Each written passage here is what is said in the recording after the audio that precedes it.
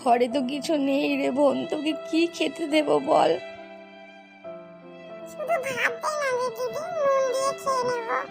হায় রে আমার কপাল, সেই বাবা মা মারা যাওয়ার পর থেকে তোকে দুমুঠো ভালো করে খেতেও দিতে পারি না।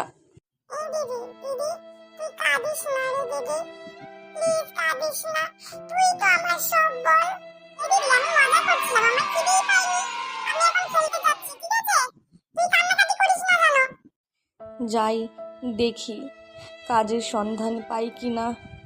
আজকে কিছু কাজ কপালে না জুটলে ভগবান আমার তো আর বোনের খাওয়াই হবে না। তুমি একটু দেখো ভগবান।